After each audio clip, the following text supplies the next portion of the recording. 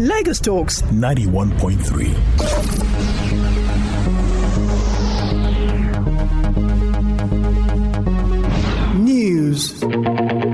The presidential candidates of the 18 political parties vying for the number one office in the Federal Republic of Nigeria have signed the second and final peace accord towards a peaceful 2023 general elections. The chairman of National Peace Committee, General Abdulsalami Abubakar, retired, lamented the non-compliance to the spirit of the September 1st peace accord signed, which committed the candidates to issue-based campaign.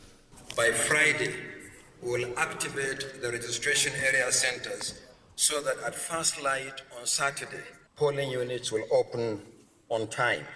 The Commission is committed to free, fair, and credible elections in compliance with the electoral legal framework and the letter and spirit of the Peace Accord. All political parties and candidates are hereby reassured of the Commission's neutrality. INEC is not a political party. We have no candidate in the election. Our allegiance is to the Federal Republic of Nigeria, and our loyalty is to Nigerians. Therefore, Nigerians should feel confident that their votes will count. Our correspondent Faliat Adenekan reports that the INEC chairman, Professor Mahmoud Yakubu, disclosed that the commission has commenced distribution of sensitive materials to states from yesterday, reassuring that the commission will remain apolitical. President Buhari, in a message, also advised the candidates contesting in the general election to respect the choice and voice of the electorate. To our INEC, the security agencies, and all relevant institutions saddled with the responsibility of conducting the elections of this administration continuous support. I ask you to be firm and courageous and to abide by the laws and the constitutional provisions in conducting the elections. We must constantly improve our electoral process using technology and all the positive elements it brings to consolidate the integrity of the elections. I urge the candidates contesting these elections at all levels to respect the voice, the choice of voters, and accept the results of the elections as announced by INEC. Any aggrieved candidate should resort to the established judicial processes. The Coalition Against COVID-19, CACOVID, a private sector-led initiative, has donated 350 vehicles, state-of-the-art security equipment and gadgets to aid the fight against insecurity in Nigeria. President Muhammadu Buhari, who presided over the commissioning and handover of the security equipment, valued at over 12 billion naira, to the military and Nigeria Police Force, noted that such a patriotic gesture was proof that nationalistic determination is still alive in Nigeria amidst enormous challenges. Exceedingly honored to be the President and Commander-in-Chief of the Armed Forces of the Federal Republic of Nigeria. I am gratified to have the honor of leading a country whose private sector willingly galvanizes itself to raise funds to enthusiastically support the government in resolving social ills. I am proud to say that there is nowhere in the entire world except in Nigeria where the private sector has voluntarily come together to assist the government efforts. This final gesture from COVID, as you wind down your activities, is equally very important. Chairman of the initiative and president of Dangote Group, Aliko Dangote, said over 82 billion naira has been mobilized for medical supplies, construction of isolation centers, feeding of over 10 million people, risk communication and advocacy. As the worst of the COVID crisis went, the security situation deteriorated, partly due to the economic disruptions caused by the shutdown of the global and national economy. To provide additional response support to the government, CACOVID embarked on another fundraising effort, which enabled us to purchase the items that we are handing over today to the police and the military. The items include 200 troop carriers, 150 pickup trucks, with spare parts, 13,000 helmets, and 13,000 bulletproof vests. This donation marks the end of the COVID initiative as we wind down what has been deemed as example of patriotism, solidarity, and efficiency in terms of partnership between the public and private sectors. In the meantime, President Buhari has given the Nigeria police, the military and the entire security architecture in the country the final marching order to ensure that the right environment is provided for Nigerians to perform their civic responsibilities without fear of molestation during and after the forthcoming general elections.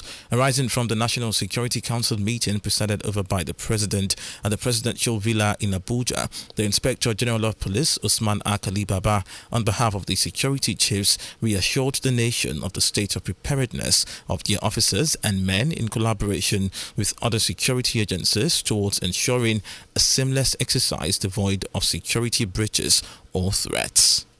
The Council is satisfied that the Nigeria Police, leading other security agencies, and also the members of the armed forces and the intelligence community are all prepared towards providing the umpire, that is INEC, and the Nigerians, that is citizens who want to exercise their franchise, the opportunity to go out and exercise their right of voting on that day. Security-wise, we've been able to prime up this country in terms of threat analysis, in terms of what we expect, what we need to do during, before and after the elections. And the military have also pledged their commitment to support the process.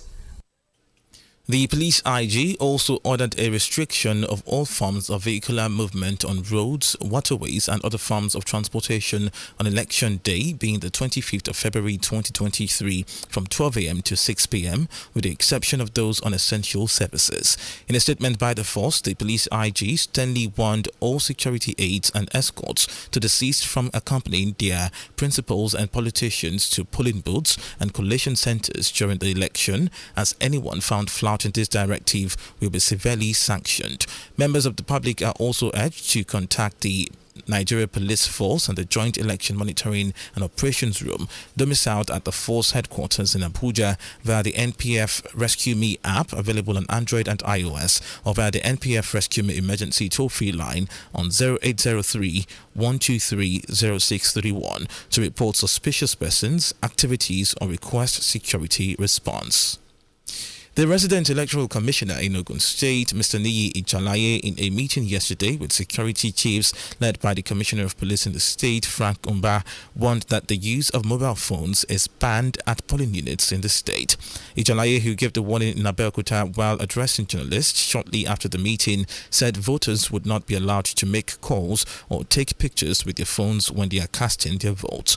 The REC also declared that it is a criminal offence for voters to make use of their mobile phones at the polling booths during the Saturday's election.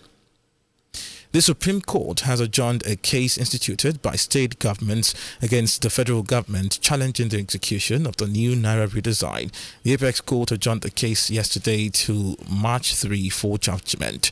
At the last hearing on February 15, 7 states joined the 3 initial states as co-plaintiffs, while Edo and Bayelsa states joined the federal government as co-defendants. The court, however, refused to join Abia State in the suit on the ground that it came late with its originating summons.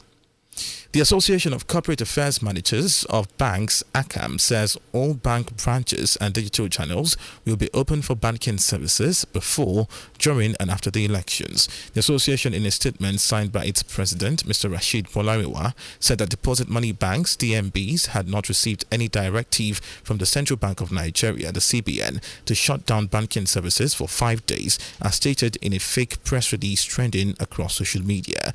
It says customers who wish to carry out transfers or use electronic banking services will have unhindered access to these services before, during and after the elections. U.S. First Lady Jill Biden has arrived in Namibia as she begins a 5-day visit to Africa that will also take her to Kenya. The White House said the visit will boost U.S. partnerships in Africa and further mutual priorities for the continent. Jill Biden is the 5th high-profile U.S. official to visit the continent since the U.S. Africa Leaders Summit in Washington Washington last December. Analysts say the US's renewed focus on Africa is an attempt to counter Chinese and Russian influence. Meanwhile, U.S. President Joe Biden has called Russia's decision to suspend the New START nuclear arms treaty a big mistake. President Vladimir Putin announced the move on Tuesday in his annual address to the nation. The deal, signed in 2010, limits the number of U.S. and Russian nuclear warheads and gives each the power to inspect the other's weapons. Mr. Biden's comments came as he met a key group of Eastern European states known as the Bucharest Nine in Poland.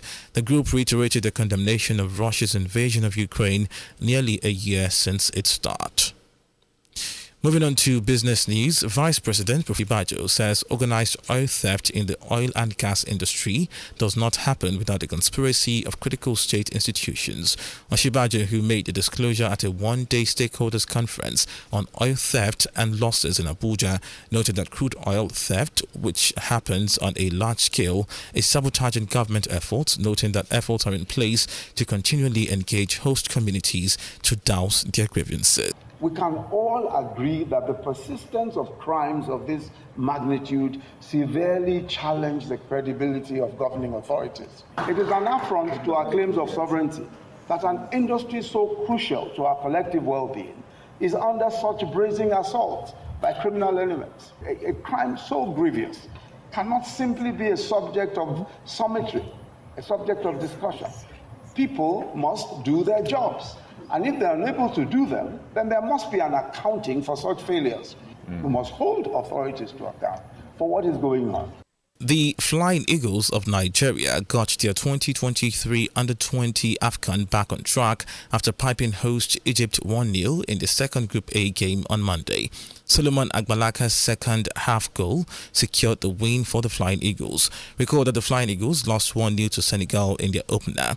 They will now meet Mozambique in their final group game on Saturday, February 25. Manchester City paid a price for failing to make the most of their first half dominance as they were held to a 1-1 draw by RB Leipzig in the first leg of their Champions League last 16 tie.